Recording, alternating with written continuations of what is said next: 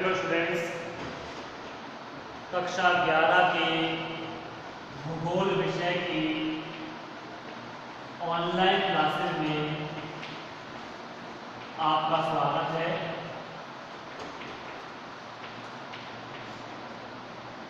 पिछली वीडियो में हम वायु दाब से संबंधित बातों की चर्चा कर रहे थे।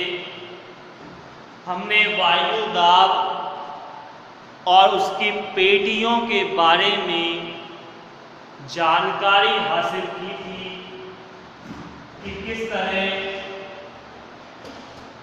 हमारे पृथ्वी पर जब तापमान इक्वल नहीं है तो वायु दाब भी एक समान नहीं पाया जाता, अर्थात कहीं वायु दाब अधिक है तो कहीं वायु दाब कम।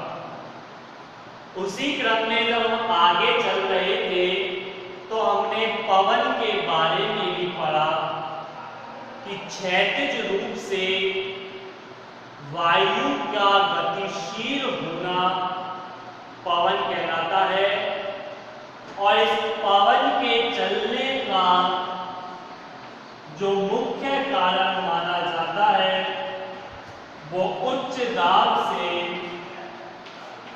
निम्न दाब की ओर माना जाता है, अर्थात जहां का वायु दाब अधिक होगा वहां से हवाएं चलेंगी उस दिशा में जहां वायु दाब कम पाया जाता है। और जब दो स्थानों के मध्य वायु दाब का जो अंतर होता है उसे हमने देखा था दाब प्रवणता के नाम से। दो क्षेत्रों के वायु दाब में जितना ज्यादा अंतर होगा हवाओं के चलने की गति भी उतनी ही अधिक होगी। एग्जाम्पल, किसी क्षेत्र का जो वायु दाब है 1160 मिलीबार है और किसी दूसरे क्षेत्र का वायु दाब 1060 मिलीबार। मिलीबार जो वायु दाब की इकाई होती है मापने की, कोई ए नामक स्थिति ये उत्पन्न होती है, बी नामक स्थिति ये है कि किसी क्षेत्र का वायु दाब 1160 मिलीबार वही स्थिति, तो दूसरे क्षेत्र का वायु दाब 1150 मिलीबार। तो आप देखें इन दोनों में सर्वाधिक अंतर जो देखने को मिलता है वो इसके मध्य मिलता है 100 मिलीबार, जबकि इसके मध्य केवल 10 मिलीबार। तो हवाएं जो चलेंगी तीव्र गति से वो इस वाली स्थिति में चलेंगी, जबकि यहां हवाएं जो चलेंगी वो बिल्कुल धीमी गति से चलेंगी। और कई बार आपने ऐसा भी देखा होगा जब हवा चलती ही नहीं है, पेड़ का एक पत्ता नहीं हिलता, ऐसी स्थिति कब उत्पन्न होती है? ऐसी स्थिति होती है जब वायु दाब दो क्षेत्रों का बिल्कुल कैसा हो जाए, एक समान, कहीं उच्च दाब नहीं कहीं निम्न दाब नहीं, तो उस क्षेत्र में वायु दाब बराबर हो जाता है और हवाएं स्थिर हो जाती। तो हमने कल इस चीज के बारे में जान लिया था। आज जो हम अध्ययन करने जा रहे हैं वो पवनों के प्रकारों के बारे में जानेंगे। पवन के प्रकार।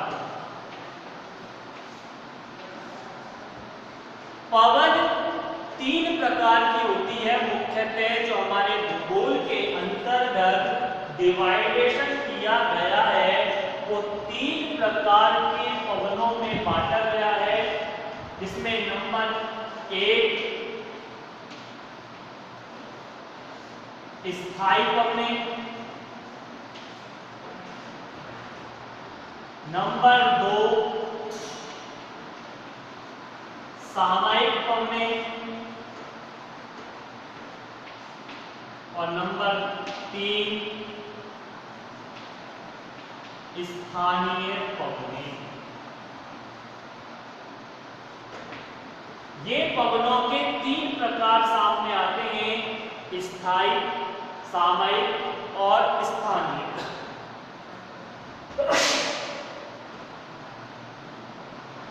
नाम के अकॉर्डिंग अगर हम समझें, स्थायी पवनें यानी जिनका स्थान निश्चित है, जिनके चलने की दिशा निश्चित है, जो एक निश्चित दिशा से एक निश्चित दिशा की ओर ही गति करती हैं, ऐसी पवनें स्थायी पवनें कहलाती हैं। जबकि सामयिक पवनों के नाम को अगर देखा जाए तो इन्हें हम दूसरे रूप में मानसूनी पवनें भी बोल सकते हैं, अर्थात समय के अकॉर्डिंग अपनी दिशा बदलने वाली पवनें सामयिक पवनें। स्थायी पवनें एक स्थायी रूप से चलने वाली, जिनकी दिशा में परिवर्तन नहीं होता, जो निश्चित समय पर चलती हैं और निश्चित दिशा में चलती हैं, वो स्थायी पवनें। सामयिक पवनें समय के अकॉर्डिंग परिवर्तन करने वाली, मौसम के हिसाब से परिवर्तन करने वाली पवनें। समय बदल गया, मौसम बदल जाता है, इनकी दिशाएं भी बदल जाती हैं, तो वो सामयिक पवनें। और स्थानीय पवनें जो सिर्फ एक स्थान विशेष में ही चलती हैं, विश्व के किसी और क्षेत्र में ऐसी पवनें नहीं चलती, ऐसी पवनों को स्थानीय पवनें कहा जाता है। तो हम करेंगे इन तीनों की विस्तार से व्याख्या, लेकिन शुरुआत करते हैं सबसे पहले स्थायी पवन।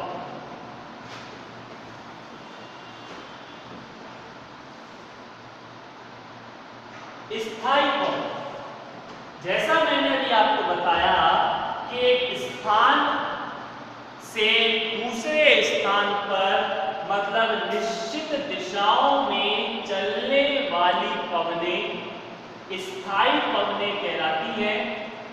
इन पवनों का दूसरा नाम प्रचलित पवनें या सनातनी पवनें भी इनको कहा जाता है। सनातनी मतलब सनातन अर्थात निरंतर, अर्थात लगातार चलने वाली पवनें। तो स्थायी पवनें एक निश्चित दिशा से निश्चित दिशा की ओर चलती हैं और इन पवनों को प्रचलित या सनातनी पवनें कहा जाता है। स्थायी पवनें 3 प्रकार की होती हैं। नंबर 1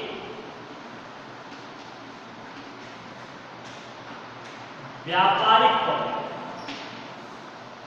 ये स्थायी पवनों का एक प्रकार है, व्यापारिक पवनें। ये पवनें जो है इनको व्यापारिक पवनें इसलिए कहा जाता है क्योंकि प्राचीन समय में इनके माध्यम से व्यापार किया जाता था। क्योंकि प्राचीन समय में कोई आधुनिक प्रकार के जहाज तो थे नहीं, वायुयान भी नहीं थे, सड़क मार्ग दूसरे देशों तक जाना संभव नहीं था, इसलिए एकमात्र जो रास्ता था वो जल मार्ग ही था और जल मार्ग के माध्यम से ही दूर देशों की, दूर क्षेत्रों की यात्राएं की जाती थी। ऐसे में ये पवनें निश्चित दिशा में चलती थी, इसलिए इन पवनों के माध्यम से जल में पाल वाली नावों को उतार दिया जाता था। पाल वाली नाव आपने देखी होगी, फिल्मों में दिखाते हैं, इस तरह से पाल लगी होती है ऊपर, यानी कपड़ा लगा हुआ होता है, हवा चलती है, इस कपड़े पर प्रेशर लगाती है और इस कपड़े के प्रेशर से, हवा के प्रेशर से ये नाव क्या होती है, आगे बढ़ जाती है। तो ऐसे ही जहाज हुआ करते थे, छोटी नाव की बात कर रहा हूँ, बड़े बड़े जहाज जो थे वो ऐसी पाल के सहारे चला करते थे। यात्री देखते थे कि दिशा किस तरफ की है हवाओं की, और वो उसी मार्ग में अपने जहाजों को उतार देते थे। ये स्थायी पवनें थी, निश्चित दिशाओं में चलती थी, हवाएं चलती रहती थी और जहाज आगे बढ़ते चले जाते थे। तो ये पवनों को व्यापारिक पवनों का नाम दिया जाता है।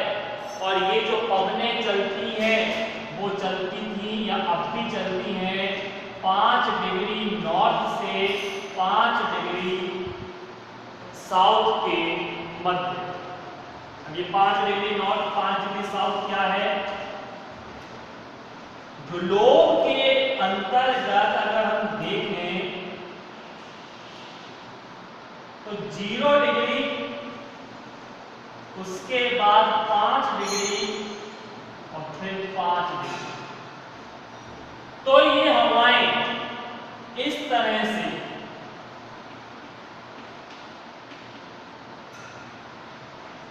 दोनों गोलार्धों में इस तरह से चलती है, यहां से ऊपर से नीचे की तरफ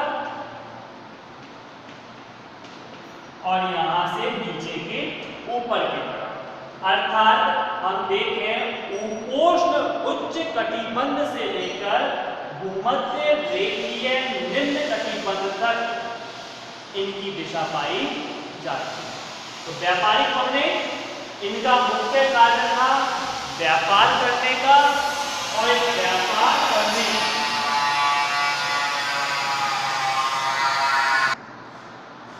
और व्यापार करने के लिए इन्हें इस्तेमाल किया जाता था। ये पवनें निश्चित क्रम से निश्चित क्रम की ओर ही चलती थी। व्यापारिक पवनों के बाद जो सेकंड पवनें आती हैं उन्हें हम कहते हैं पछुआ पवनें। ये पवनें भी निश्चित दिशा से निश्चित दिशा की ओर ही चलती हैं, और इनके चलने का जो दिशा है, क्रम है, वो ये।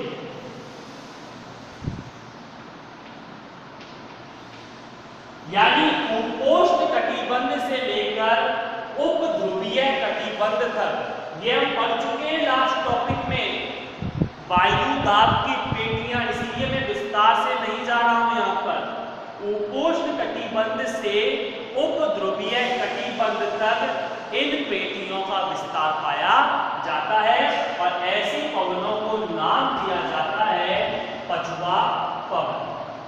वहीं नंबर 3 जो पवन आती है इसमें वो आती है ध्रुवीय पवन। ध्रुवीय पवन ध्रुवों से यानी शीत प्रदेशों से उपध्रुवीय क्षेत्रों में चलने वाली पवनें ध्रुवीय पवनों के नाम से जानी जाती है। तो इस तरह अगर देखा जाए, स्थायी पवनों के 3 प्रकार हमारे सामने आते हैं, व्यापारिक पवनें, पछुआ पवनें और ध्रुवीय पवनें। और इन सभी के चलने का अपना अपना एक निश्चित क्रम और दिशा होती है। जैसा हम इसको देख सकते हैं, ये ध्रुवीय पवनें हैं, सेकंड वाली पछुआ पवनें और ये वाली व्यापारिक पवन। तो स्थायी पवनें 3 प्रकार की। इसके बाद अन्य पवनें जो हैं वो सनातनी और स्थानीय पवनें, जिनकी चर्चा हम आगामी वीडियो में करेंगे। आज के लिए इतना ही काफी है। तब तक के लिए धन्यवाद।